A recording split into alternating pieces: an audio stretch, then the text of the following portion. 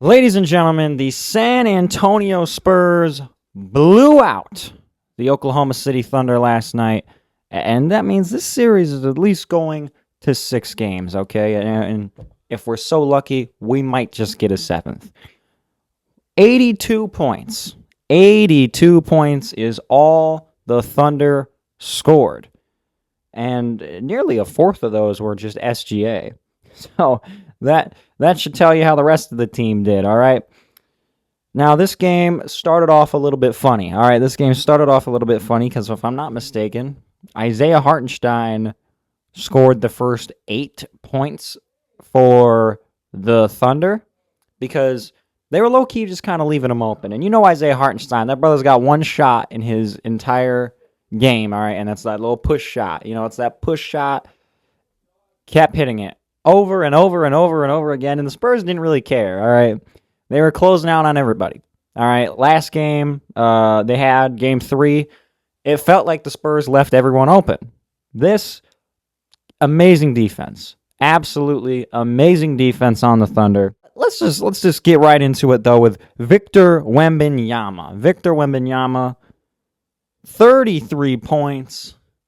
8 rebounds, 5 assists, 2 steals, 3 blocks, including 1 to start the game on Chet Holmgren. He was 11 for 22.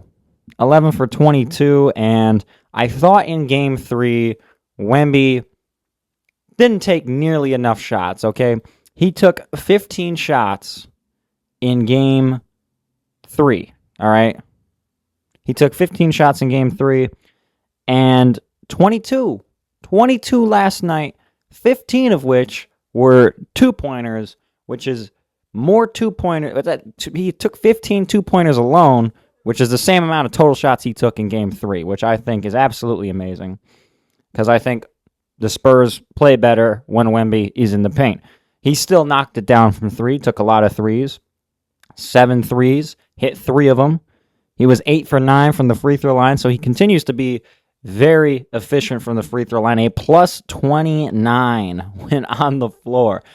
Victor Wembanyama, a plus 29. The Thunder were getting outscored by 29 points when Wemby was on the floor. Stephon Castle, who everyone made a big deal the first 2 games about his turnovers when the brother wasn't playing with De'Aaron Fox and at a certain point wasn't playing with Dylan Harper either.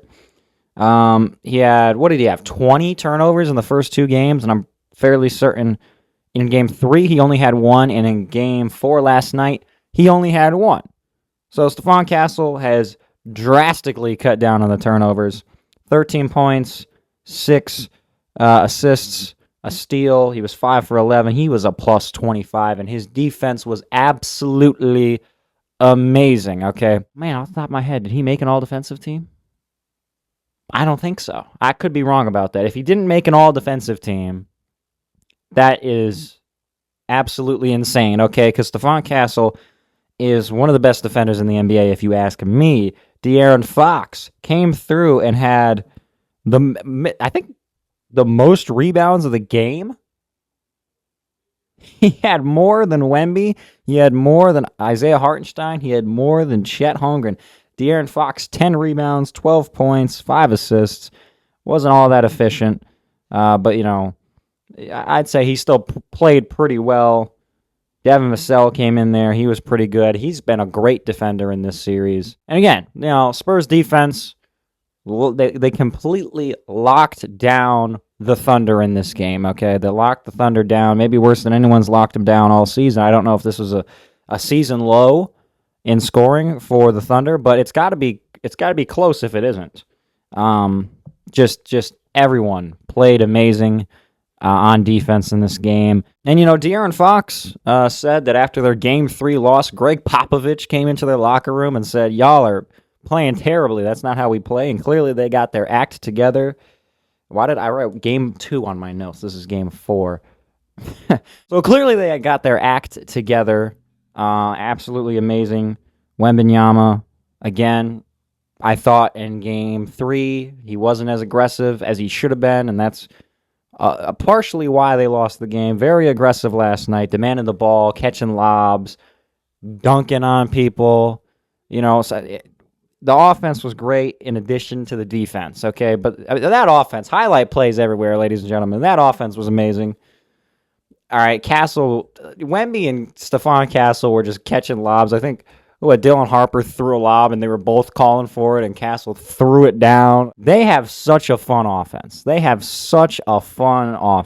right. And before we move on to talking about the Thunder, we gotta give a shout out to the Spurs nuns that showed up in this game, and we're talking with Luke Cornett, maybe even prayed with Luke Cornett before the game. We might have to bring. I think even Luke Cornett said this. Someone's got to bring those nuns to Oklahoma City for Game 5. Luke Cornett had his best game of this series, in my opinion, last night. So clearly, their presence is a positive impact on this team, or at least it was last night. But now talking about the Thunder, Shai Gilgeous-Alexander. First things first. I don't really understand why this happened. Maybe it's just to keep SGA fresh for Game 5, but the brother didn't play at all in the fourth quarter, and that was really perplexing. It was an 18-point lead in the fourth quarter. The game was a 21-point win for the Spurs, and it's like, y'all could have came back. I mean, I didn't want to see OKC come back. I want the Spurs to win this series, if I'm being completely honest. But, if it was, okay, we got to rest SGA, then okay, I guess. But y'all could have came back. They put everyone into the game in the fourth quarter except SGA. And, the Knicks just won a game. They were down 18 with 7:45 left. And they came back. They were down more than 18. They were down 21 or something like that. So that's a bit perplexing. So he had DNP in the fourth quarter for SGA. Overall, didn't really play well. 19 points. All right.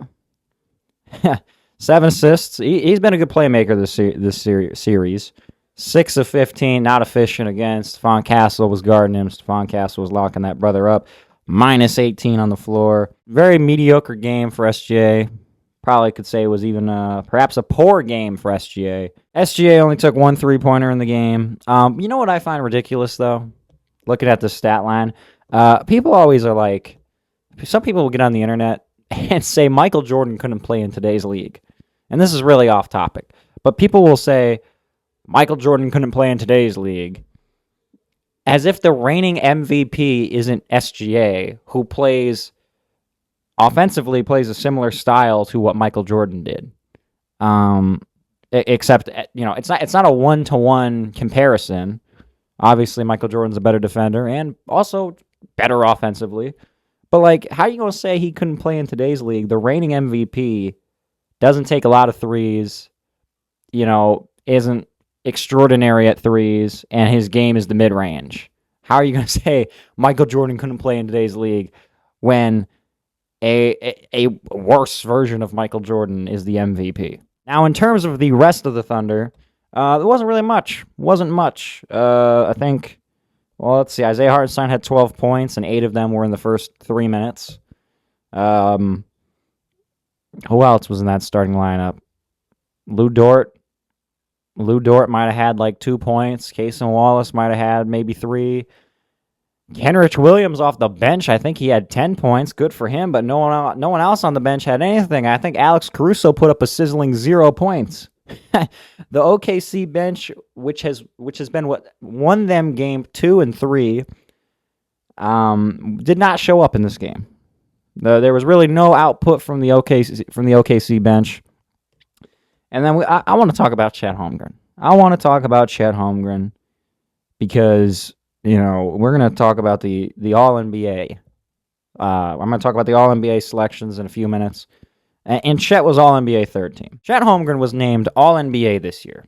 And maybe this is just because he's played so poor in this series, where he feels like a non-factor. Despite the fact he's a starter, and he's 7 feet tall, and was named an All-Star, and has now been named All-NBA, it feels like he does nothing, right? It's like, is he really an All-NBA player? You know what I'm saying? Is this guy really an All-NBA player? This is allegedly the second best player on the team. He's averaging 11 points. He 10 points, 9 rebounds, 2 assists, a block. He was 3 for 8 in the game. He was a +2. That's the best you can say about it. I think he was the only starter who wasn't a minus while being on the floor. But like Chet Holmgren is like, if you are an OKC fan, I have to imagine you are so frustrated with the way he has played this series because it's been 4 games of kind of nothing from Chet Holmgren. The brother's been playing like a role player. Like Chet Holmgren has literally had like no impact on some of these games, and he had no impact last night. I mean, he got 9 boards, but cool, I guess. But other than that, what are you doing? He's just like standing around, it feels like. He's had no impact on all of these games. It's just like, man, what are you even doing out there? What is the game plan? What is being told to Chet Holmgren before games start? What's being told to Chet Holmgren during timeouts? Like, what are people saying to Chet Holmgren? I would love to know what Chet Holmgren is being told. Because he's doing nothing. And I'm not going to lie, if I was his coach and this guy is, 7 feet tall, and apparently, he was the second pick in the draft, he's been an all-star, he's been all-NBA, you're averaging 11 points in the playoffs? Bro, what are you doing, bro? If I'm his coach, I am going to be so frustrated with how he plays. If I'm an OKC fan, I'm so frustrated with how he plays. I mean, Jalen Duren was getting fried for how he played in the playoffs this year. And Chet Holmgren's, he's been putting up Jalen Duren stat lines. This is a Jalen Duren stat line, all right, that he put up in this game. What is he doing? How much is he really contributing to this team's success? I don't know. In this series, it feels like nothing. But it will go to at least 6 games, and Game 5 is tomorrow night. Very crucial Game 5, although, you could say every game in this series has been crucial. I'm going to be rooting for the Spurs. I want a Spurs-Knicks finals, so hopefully they win it. And now, ladies and gentlemen, it's time to talk about the All-NBA teams, all right? The All-NBA teams were released yesterday, and there's some things to talk about, right? All-NBA first team, Cade Cunningham, Shai Gilgeous-Alexander, Luka Doncic, Nikola Jokic, Victor Wembanyama. All-NBA second team, Jaylen Brown, Kawhi Leonard, Kevin Durant, Jalen Brunson, and Donovan Mitchell. And All-NBA third team, Tyrese Maxey, Jamal Murray, Jalen Johnson, Jalen Duren, and Chet Holmgren. Now, we've already talked about Chet, how I think he's played poor in this OKC series, and it's got me scratching my head wondering how he was named All-NBA. But also, just like, there's players that are just straight up better than him. Like, I'm not going to lie, you can't tell me Chet Holmgren is better than Scotty Barnes. He's not. I honestly, let's see, maybe a month ago, wrote down who I think should be All-NBA, who I thought was going to make it. Did I even put Chet Holmgren on the list? Let's find out. All right, so this is who I thought should have been on the All-NBA teams. And this doesn't include Luka or Cade, because when I wrote these down and when I made the video about it, at the time they were ineligible. All right, they were not yet made eligible. So, Victor Wembanyama, Shai Gilgeous-Alexander, Nikola Jokic, Jaylen Brown, and Donovan Mitchell. That's who I said should have been All-NBA first team. Second team, Jalen Brunson, Kawhi Leonard, Kevin Durant, Jalen Duren, Jalen Johnson.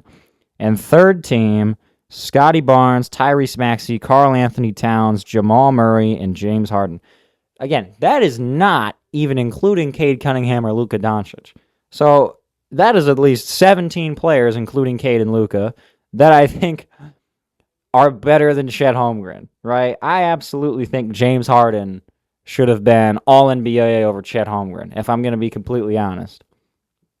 All right. Karl Anthony Towns is better. Scotty Barnes is definitely better. If maybe you can debate Harden. Maybe you can debate Towns even. Denny Avdia as well. Denny Avdia should have been All-NBA over Chet Holmgren. And Scotty Barnes, absolutely. The fact Scotty Barnes didn't make All-NBA is ridiculous. Absolutely ridiculous, all right?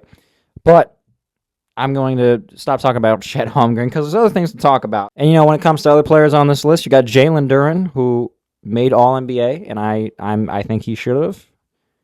Obviously he didn't play great in the playoffs, but now that he made All-NBA, he is now eligible for like a 200 and what was it? It was something absolutely ridiculous, like $270 million contract extension. There's no way you can justify him making $270 million. That would be so ridiculous. I think Jalen Duren's a talented player, but wow, man, 200 anything. 200 million anything as a contract extension for Jalen Duren is an overpay. All right. So, but he's a restricted free agent, so they could sign him. Realistically, they could sign him for much less. I think I saw that the most money another team could offer him is $177 million, which still, that's a lot of money. But the Pistons could just match that and sign him. So, or maybe they won't. Maybe they'll just let Jalen Duren leave. Now, that probably won't happen. But it'll be interesting to see how much Jalen Duren gets paid in the offseason. Because, again, all-star caliber, all-NBA season, and then he just completely, was mostly underwhelming in the playoffs. Kawhi Leonard makes All-NBA second team this year. And what's funny is I feel like every year for the last, 4 years, every offseason I hear people say, man, Kawhi Leonard should just retire. He's always hurt. Kawhi Leonard's always hurt every offseason. I remember, this guy I was working with, what was the 2020, 2024, 25 season. He was like, yeah, Kawhi, he should just retire, man. He's always hurt. This guy's always hurt. And he was just all NBA the season prior. Kawhi Leonard was all NBA in 2024. And here we go. In 2026, he's all NBA again. I just, it's so crazy when I hear that. Kawhi should just retire. So many people say that all the time. He's always hurt. Yeah, but he played enough games to make all NBA. Can't wait for Knicks Cavs game 4 tonight. Let's see. Can the Cleveland Cavaliers become the first team in NBA history to come back from being down 3-0?